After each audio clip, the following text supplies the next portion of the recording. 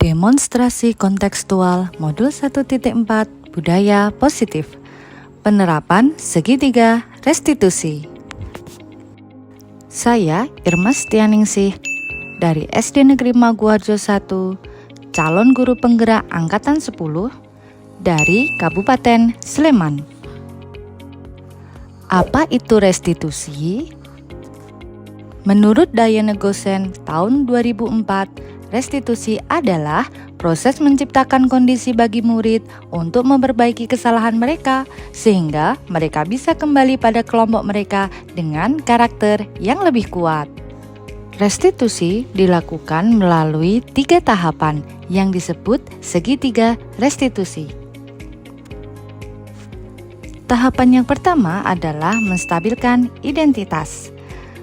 Pada tahap ini, berdasarkan setiap orang pasti pernah melakukan kesalahan. Kalimat yang bisa digunakan adalah, kamu bukan satu-satunya yang pernah melakukan ini. Tahapan yang kedua adalah validasi tindakan yang salah. Hal ini berdasarkan bahwa semua perbuatan pasti mempunyai tujuan. Kalimat yang bisa digunakan yaitu, kamu tentunya punya alasan mengapa melakukan itu, bukan? Tahapan yang ketiga yakni menanyakan keyakinan. Hal ini berdasarkan bahwa setiap manusia pasti memiliki nilai-nilai kebajikan yang diyakininya. Kalimat yang bisa digunakan yaitu keyakinan kelas apa yang telah kita sepakati, atau kamu ingin menjadi orang seperti apa. Contoh penerapan segitiga restitusi di kelas. Kasus pertama. Kirana marah dan membentak temannya Mirza di depan kelas. Hal ini dilakukannya karena Mirza telah menyinggung perasaannya. Silakan duduk, Kirana. Baik, terima kasih Bu Irma. Kirana, tadi Bu Irma dengar kamu marah-marah ya di kelas? Iya, betul Bu Irma. Saya merasa kesal sekali tadi. Masa saya dibilang sok ngatur dan sok berkuasa mentang-mentang jadi ketua kelas? Siapa yang mengatakan seperti itu kepada kamu, Kirana? Mirza yang mengatakan itu Bu Irma, padahal dia sendiri yang ramai saat pelajaran, diingatkan malah berbicara seperti itu. Emosilah saya. Oh, begitu. Ya pasti kamu merasa marah dan kesal. Bu Irma juga akan marah kalau ada orang yang bilang seperti itu kepada Bu Irma. Lalu, pada saat itu terjadi, apa yang kamu lakukan, Kirana? Ya saya marah balik ke dia lah Bu, saya bentak-bentak dia di depan kelas. Ya, Bu Irma paham. Kamu melakukan hal tersebut karena punya tujuan, bukan? Ya iyalah Bu, masa saya diam saja dikatakan seperti itu, tentu saja saya tidak terima. Ya, betul sekali Kirana. Mempertahankan diri adalah hal yang sangat penting bagi kamu. Alhamdulillah, kamu tidak melakukan hal yang lebih daripada itu. Kamu hanya membentak-bentak saja, bukan? Iya Bu, untung saya masih bisa agak menahan diri saya dan hanya marah dan membentak dia, padahal saya kesal sekali. Betul sekali Kirana, tapi kamu tetap memilih untuk bertahan dan bersabar ketika harga diri kamu direndahkan. Sekarang, mari kita lihat, tindakan kamu marah dan membentak-bentak Mirza apakah sesuai dengan keyakinan kelas kita? Tidaklah Bu, saya juga tahu marah dan membentak itu bukan perilaku yang baik. Kira-kira keyakinan kelas mana yang kurang sesuai dengan perbuatan dan keinginanmu tadi? Tentu saja bagian menghargai orang lain Bu, padahal saya juga memegang teguh keyakinan itu. Mungkin saat itu saya sedang emosi, jadi tidak bisa menunjukkan sikap tersebut. Kamu meyakini tidak bahwa saling menghargai itu sangat penting bagi kamu? Yakinlah Bu.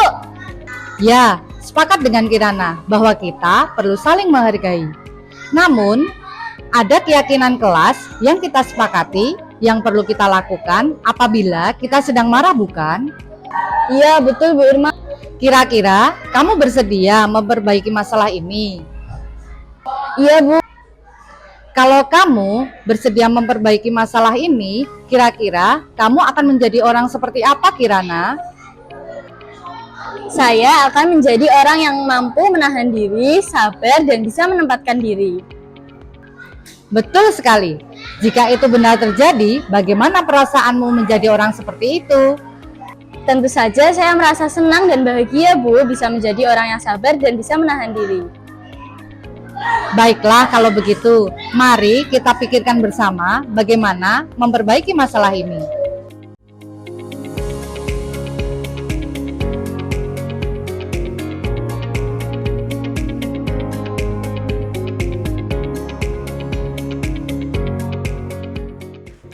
Kasus 2.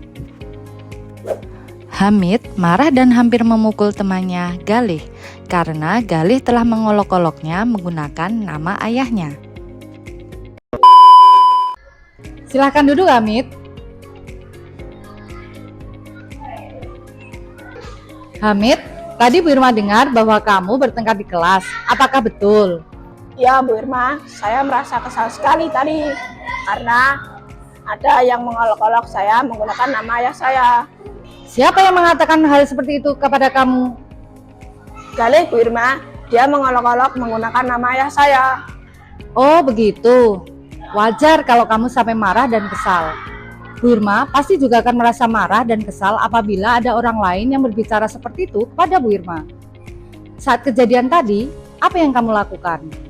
Ya, saya marah dan mencengkram kerah bajunya, Bu. Apakah kamu sampai memukul Galih? Tidaklah, Bu. Ya, Bu Irma paham. Kamu melakukan hal tersebut karena punya alasan tertentu, bukan?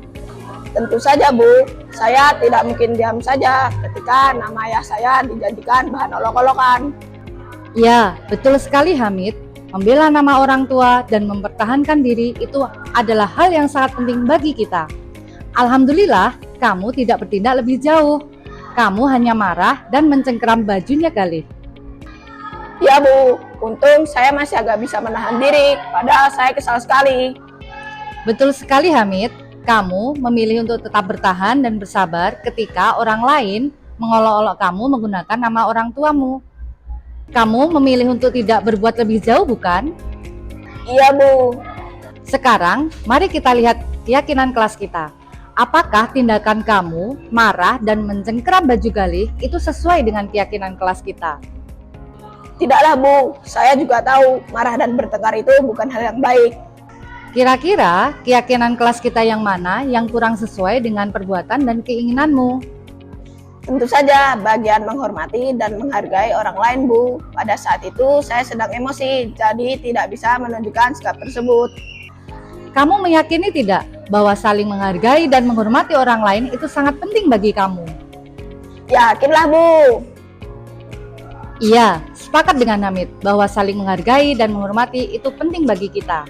Namun, ada keyakinan kelas kita yang kita sepakati yang perlu kita lakukan apabila kita sedang merasa marah dan emosi. Iya, Bu. Saya bisa lebih menahan diri dengan bersabar dan tidak terpancing emosi saya. Memberi jeda untuk berpikir tindakan apa yang harus saya lakukan. Kira-kira kamu bersedia memperbaiki masalah ini? Tentu saja, saya bersedia, Bu. Kalau kamu memperbaiki masalah ini, kira-kira kamu akan menjadi orang seperti apa, Hamid? Saya akan menjadi orang yang mampu mengendalikan diri, sabar, dan menempatkan diri. Betul sekali. Jika itu benar terjadi, bagaimana perasaanmu? Tentu saja, saya akan merasa senang dan bahagia, Bu. Bisa menahan diri dan bersabar. Baiklah kalau begitu. Mari kita pikirkan bersama bagaimana memperbaiki masalah ini.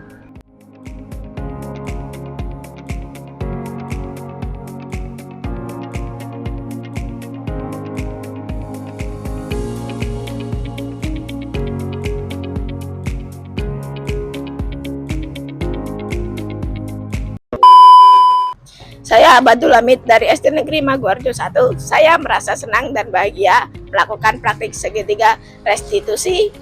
Hal ini karena diberi kesempatan untuk memperbaiki kesalahan yang saya perbuat. Saya juga diberi kesempatan untuk dapat mencari solusi atas kesalahan yang saya perbuat. Saya Kirana Nawangsari Ilyas dari SD Negeri Maguwarjo 1. Saya merasa senang setelah melakukan praktik segitiga restitusi karena saya dapat diberikan kesempatan untuk memperbaiki kesalahan saya. Saya juga diberikan kesempatan untuk mencari solusi dari kesalahan yang saya perbuat. saya juga dapat mencari nilai-nilai baik yang ada di dalam diri saya. Terima kasih. Demikianlah contoh penerapan segitiga restitusi di kelas. Salam guru penggerak. Tergerak, bergerak, menggerakkan. Terima kasih.